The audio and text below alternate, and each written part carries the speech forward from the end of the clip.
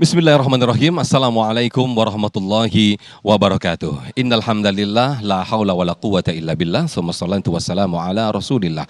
Amma ba'du. Puja dan puji syukur kehadirat Allah, pemirsa. Senang sekali kita dipertemukan kembali dalam Majelis Ilmu Damai Indonesiaku, yang pada kesempatan siang hari ini kita bersiaran langsung dari Masjid Jami Nurul Amal, tepatnya di Jalan Martel Jatinegara Cakung, Jakarta Timur. Nah, siang hari ini menarik apa yang menjadi pembahasan kita, dan ini sangat relate atau dekat sekali dengan kehidupan kita, yaitu bagaimana hubungan antara menantu dan mertua. Siang hari ini kita akan membahas bagaimana tata krama menantu dan mertua. Bersama guru-guru kita, ada Ustaz Riza Muhammad, Ustaz Zarima, dan juga Ustaz Asmar Lambu. Langsung saja kita dengarkan tausiah di dalam Damai Indonesiaku yang dipersembahkan oleh Sarung Wadimor, tentu sarung kita. Selamat menyaksikan. Assalamualaikum warahmatullahi wabarakatuh.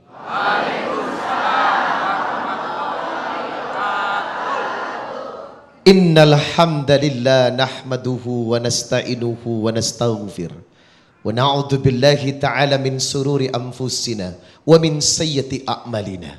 May yahdihillahu fala mudilla lahu wa may yudlil fala hadiya lahu.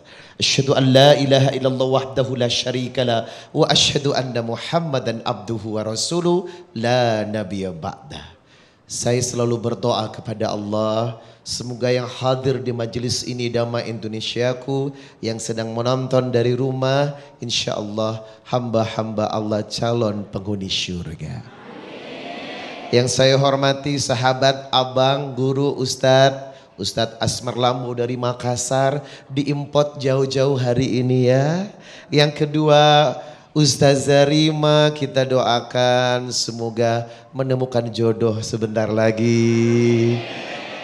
Masya Allah. Berbicara tentang keluarga, luar biasa. Harta yang paling berharga, pelangi yang paling indah adalah keluarga.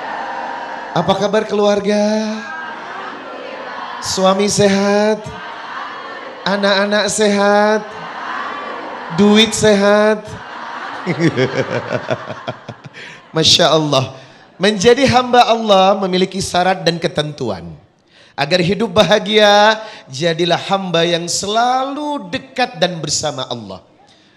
Bagaimana syarat menjadi seorang hamba yang kualitasnya selalu bersama dengan Allah? Surat An-Nahl, surat 16 di ayat yang terakhir. Innallaha ma'alladina taqaw walladina hum muhsinun. Ingat, Allah akan selalu bersama orang yang taat dan bersama orang yang berbuat baik. Tidak cukup soleh atau soleha di atas sejadah, tetapi harus diiringi dengan attitude, akhlak. Cantik di atas sejadah, cantik juga bicaranya. Jilbabnya lebar, mulutnya lebar, najis tralala. Ada. Buat apa tampak soleha tapi perilakunya, akhlaknya tidak baik? Sebab kesalehan tidak cukup di atas sejadah, tapi berdampak kepada muamalah. Bagaimana mengatur hubungan dengan orang lain, termasuk dengan menantu, termasuk menantu dengan mertua. Prinsipnya adalah hadis riwayat Tirmidzi nomor 1987. Wa khaliqin nas bi khuluqin hasan. Berakhlaklah kepada setiap manusia dengan khuluqin hasan, akhlak yang baik. Kunci pergaulan adalah akhlakul karimah. Apa itu akhlak? Ahsan, cantik, baik, sabar, lembut, memaafkan, tidak dendam, menghargai, mencintai, menghormati. Kalau semua konsep ini ada dalam kehidupan kita, insya Allah semua akan baik-baik saja. Surat Al-Baqarah ayat 82. 83 wa qulu linnasi husna. Berkatalah dengan kalimat yang baik. Kaulan karima. Siapa sih orang yang gak suka kalau punya saudara atau teman cara ngomongnya enak? Ibu suka dicaci atau dimengerti? Dimengerti. Paling seneng ngeliat orang yang kerjaannya cuman mau menang sendiri, ngebully dan mencaci. Jelas itu tidak enak. Lalu bagaimana konteks dalam hubungan keluarga? Mananya dulu yang mau dibahas nih? Menantunya dulu apa mertuanya dulu? Hah? Alah menantu dulu lah, ya enggak? Bagaimana tata krama menantu kepada mertuanya? Yang pertama adalah mencintai mertuanya seperti orang tua kandung. Itu penting. Selama ini memang menantu wajib untuk berbakti kepada orang tua. Walaupun tidak wajib untuk berbakti kepada mertua, tetapi memuliakan mertua sama saja ia taat kepada suaminya sebab menghargai suaminya.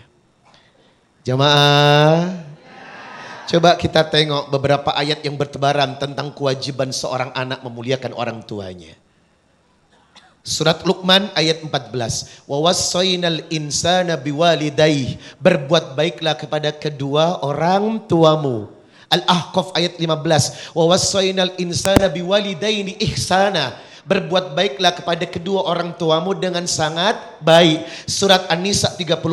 Wa'budullah wa la tusyriku bihi syai'a wa bil walidaini ihsana. Ada kalimat berbuat baik kepada kedua orang tua. Tolong please kepada menantu. Jangan cuma baik kepada emak kandungnya saja, tapi harus juga baik kepada emak mertuanya. Kalau perasaan ini ditimbulkan dengan mengaca kepada ayat wabil walidaini ihsana. Orang tua itu ada dua setelah pernikahan. Orang tua kandung dengan orang tua mertua. Bapak kandung dengan bapak mertua. Nilainya sama. Kalau prinsip ini ditegakkan, maka ketika seorang menantu dinasihati mertuanya tidak sakit hati. Karena apa? Menganggap nasihat itu berasal dari orang tua kandungnya.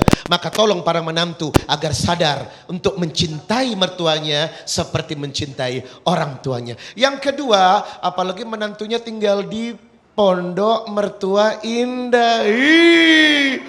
Tahu diri kali, ya enggak? Prinsip yang kedua, memahami dan mengalah. Yang namanya orang tua, usianya sudah semakin tua, tingkah lakunya udah kembali ke masa anak-anak.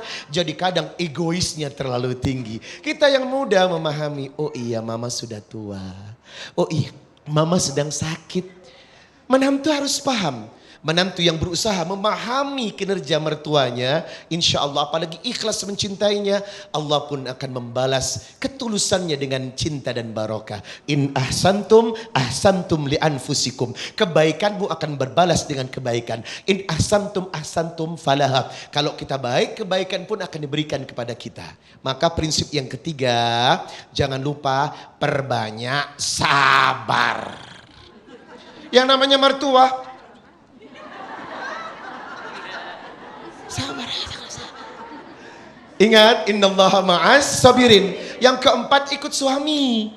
Selama Anda mengizinkan suami berbuat baik kepada ibu dan bapaknya, maka itu tandanya Anda diridhoi Allah. Istri yang mensupport, Pak, kok kasih pinjam uang sama mama sih Pak? Jangan Pak, kok minjem? Kasih. Dan yang terakhir, bagaimana sikap mertua kepada menantunya? Yang pertama adalah jangan terlalu banyak ikut campur urusan rumah tangga anak. Nasihat boleh ya enggak? Boleh.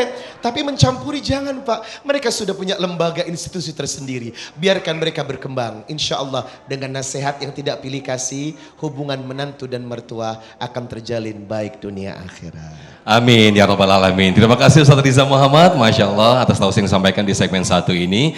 Ya, pembahasan masalah orang tua menantu dengan mertua ini sering menjadikan pembicaraan kita. Apalagi ketika hubungan menantu dan mertua itu tidak sehat, adanya konflik di sana. Nah, ini tadi yang disampaikan oleh guru kita Ustaz Ustadz Rizal Muhammad, harus adanya saling mengerti dan adanya komunikasi yang baik. Apalagi kalau kita masih tinggal satu rumah dengan mertua. Nah ini nanti selengkapnya bagaimana sesungguhnya etika ketika kita masih satu rumah dengan mertua, bagaimana sikap yang harus kita tunjukkan kepada mertua kita. Insya Allah akan dibahas selengkapnya oleh guru kita Ustazah Rima atau Kak Rima. Segmen berikut tetaplah bersama kami dalam Damai Indonesiaku yang dipersembahkan oleh Sarung Wadimor, tentu sarung kita.